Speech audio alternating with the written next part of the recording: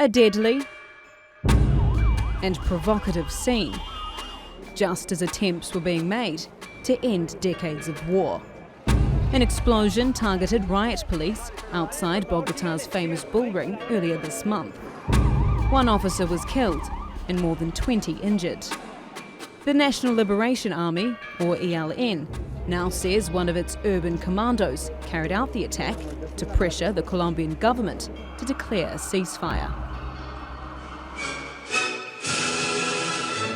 The attack happened less than 2 weeks after the ELN and Colombian government met in Ecuador in hopes of hammering out a deal to end their more than 50-year-long conflict. El gobierno de Juan Manuel Santos nos invitó a dialogar para buscarle fin al conflicto armado y aquí acudimos dispuestos a lograr una salida política. But on Sunday, the ELN said it attacked because it's not coherent for the government to sit down at the table and talk peace while it delays a bilateral ceasefire. The ELN is the last active group in Colombia's decades-long guerrilla conflict that has killed more than 220,000 people. What impact will this attack have on an already controversial bid to broker peace? September last year, the Colombian government reached an historic peace deal with FARC rebels. It put the deal to the Colombian people in a referendum, and they rejected it by 50.2%. The deal was seen by many as too lenient and is letting the FARC get away with murder. In November, a new deal was signed, but that time, Colombians didn't get a say. Now, as the government begins peace negotiations with the ELN, the concerns are the same. Dejan muchas dudas porque es un movimiento que vive de secuestrar personas inocentes. A la guerrilla siempre le dan los beneficios que ellos exigen, mientras aquí hay personas honestas y trabajadoras que se lo merecen más que ellos.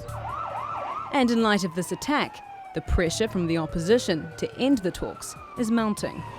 Former President Alvaro Uribe tweeted that keeping up talks with the ELN without considering their criminal actions is an offence to civilians and defies our constitutional right to security. What is the way forward for Colombia's long path to peace? Should the government abandon negotiations? Or will the cost of doing so be too high? Yvette McCullough, The Newsmakers. Well, I'm joined now from Ankara by the Colombian ambassador to Turkey, Mr. Juan Alfredo Pinto. Sir, thank you very much for joining us. Why is it that your government can strike a peace deal with the FARC, but not this group, the ELN?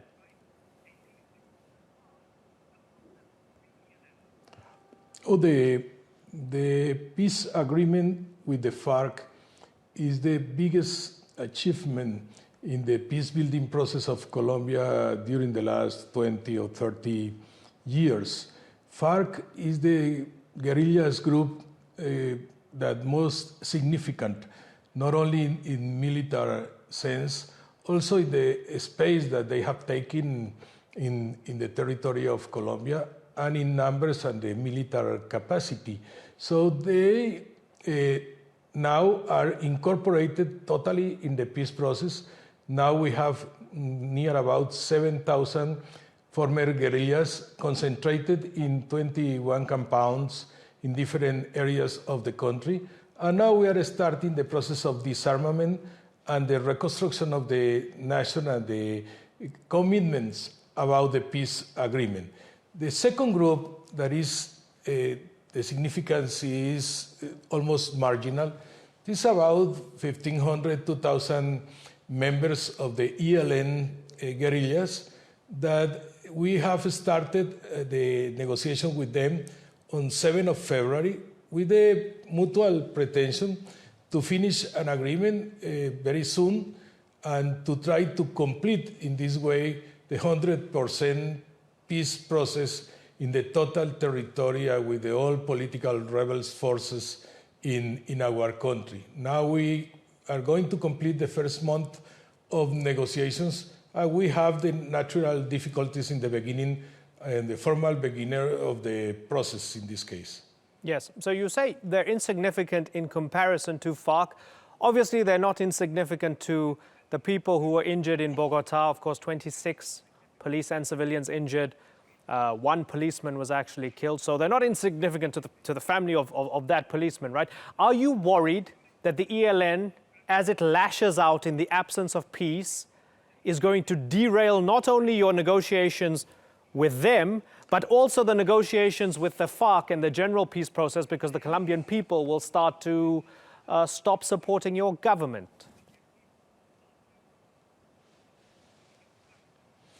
No, of course, we are worried, and the government of Colombia will be officially pronounced. Our chief negotiator, that is in this case the former minister Juan Camilo Restrepo, has spoken very clearly in the sense that in the beginning of the negotiations, sometimes the parts try to present the face of the each one is very strong.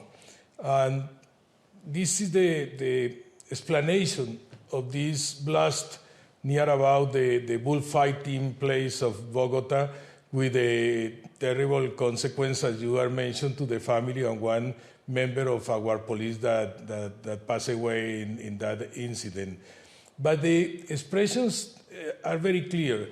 If the ELN pretends with these actions, temerary and daring actions, if they pretend to accelerate one ceasefire or looking at the conditions that probably coming during the process of negotiation, they are very wrong, because if creating violence, you cannot promote the conditions of the peace negotiation. If you are taking the violence and another instrument within the process of negotiation, the government cannot react in positive manner. That's the case just in the beginning of the negotiation. One of the discussions, very strong, was the kidnapping of one former member of the Parliament of Colombia, and the government sustained the position: we are not going to start the negotiations if you don't release this very important leader in the Pacific coast of Colombia. Finally, he was released, he was liberated, and the conversations start in Quito, thanks to the support of the government of Ecuador and some countries friends of the process. Mm-hmm. Now we are in a juncture that the ELN are asking for the ceasefire through some army terrorist attacks. And of course, the government needs to express clearly to Colombian people and to the international public opinion that we are not going to move into the accelerating negotiation through force or terrorist activities or actions. They are not going to find that purpose, and they have to understand that it's totally the opposite. If they definitely stop the terrorist actions, the negotiations will be running in a good speed. Mm-hmm. If we are afraid, talking about the support of the people or the political forces to the government, definitely no. Definitely the most of the people in Colombia now are not only supporting the peace negotiations, only wishing the peace. The people refuse these kind of activities, and is the ELN, if they have a little support in some regions, they are going to lose it if not reaction in the right manner. I hope that in short term, they definitely cease these kind of actions, and the speed and the process of the negotiation could be more quickly and talking the points. There are 5 big points that they are put in agree with the government on the table. Points like how can we move to the most deep democracy? How can we move in the participation, increasing the participation of the social sectors into the social life of the country? How can we move to managing the victims and other points, strategical points of the negotiation? And we have now the base. The 6 years was the period of duration of the negotiation to the FARC.